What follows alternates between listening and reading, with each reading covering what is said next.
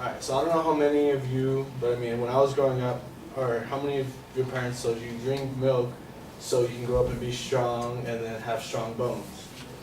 And then you see the commercials with the milk mustache. You got milk? I mean, I love drinking milk. I'm one of those people that drinks a lot. I drink it like water, I'm not gonna lie.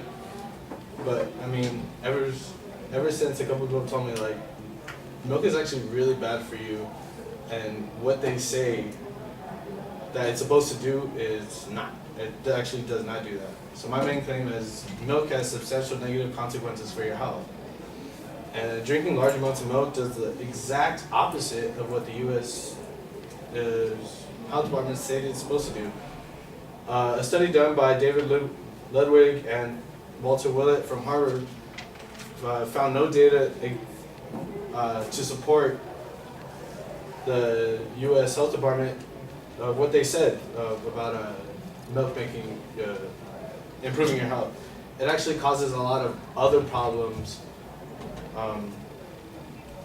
such as constipation, irritable bowel syndrome, bloating, gas, diarrhea, allergies, eczema, and acne. I mean, drinking dairy, I don't know how much of it, but I mean, I'm pretty sure a lot of people don't want that. And other things that it does do, I mean, it increases your weight gain, your cancer risk, and exactly what it said it was supposed to help you do, help stronger bones, it does the opposite. Actually, it actually increases your chance to have bone fractures. I mean, that's not a good, that's definitely not something I want to happen.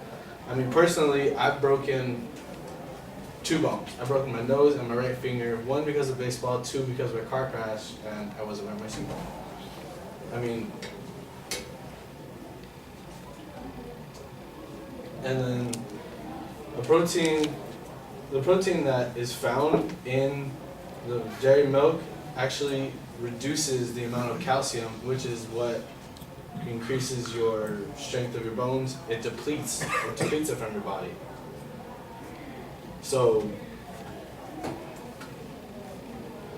what the U.S. Department of Health said that it's supposed to do, it doesn't actually. And then drinking large amounts of milk increases the chances of cancer, increases your chances of getting cancer. Women who drink 3 glasses of milk or more every day had actually doubled the risk of getting cancer than of women who didn't, which was a study done by, I'm sorry, I can't remember at the moment. But and then also done with men who did the same thing, their risk of death was increased by about 10% when they drink the 3 more glasses a day than of those that drank about 1 or 2 a day. And then those who consume calcium from milk grow more bones than who rarely drink milk. And then another thing is milk nowadays is homogenized, which is any sort of milk that has been mechanically treated to ensure that it has a smooth, even consistency, which alters the milk's chemistry and increases its negative health effects. So when cows are milked, most of the time the cows are pregnant at the moment. And you know from even when women are pregnant, you know that they get a lot of hormones. They become, I can't think of the word at the moment, but they can have a lot of emotions, and they have like mood swings. And so with all the hormones, it's also the same things for cows. And so when they milk them, all those hormones are in the milk.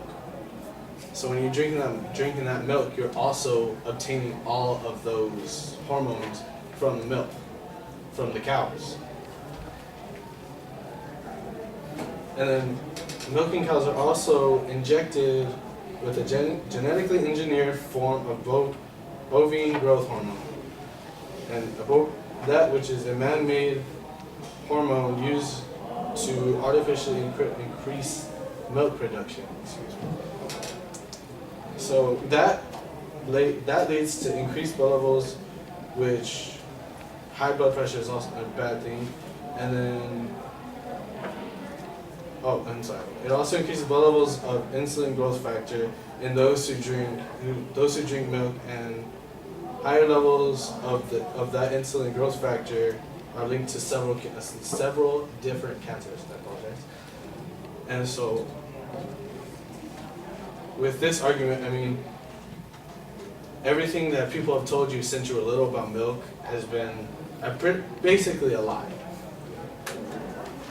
I know since I've done all this research, I have cut down on my milk consumption from about, I'm going to say, a couple to 2 to 3 cups a day to maybe once a week.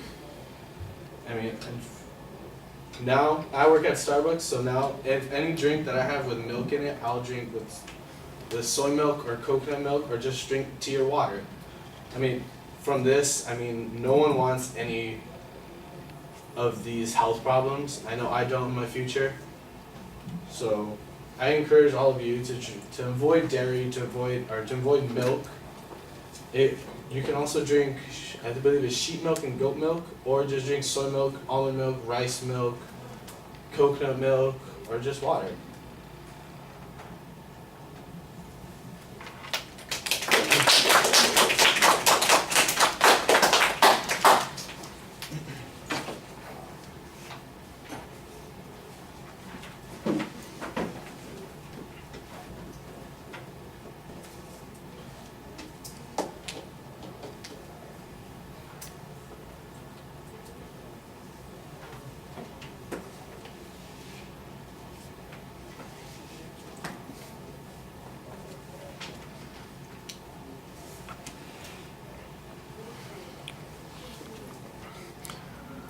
Well, Daniel, the attempt to create some personal credibility by talking about your own experience, I think, is okay at the beginning of the speech, but you need to get to the argument, and I think that there's a problem here in that your proposition is phrased a little bit awkwardly. It's got like it's got a reverse component on it. It does the opposite of what they're claiming. It's harmful to us. I think you finally say the proposition in a way that's reasonable, but it should be a lot clearer. There is no preview of what the supporting structure is going to be. I don't really see an organizational structure in the body of the speech, so it's like random information is being presented, and that random information is not cited, except for the first study that you make a reference to. There really isn't any citation in the speech about where this information comes from.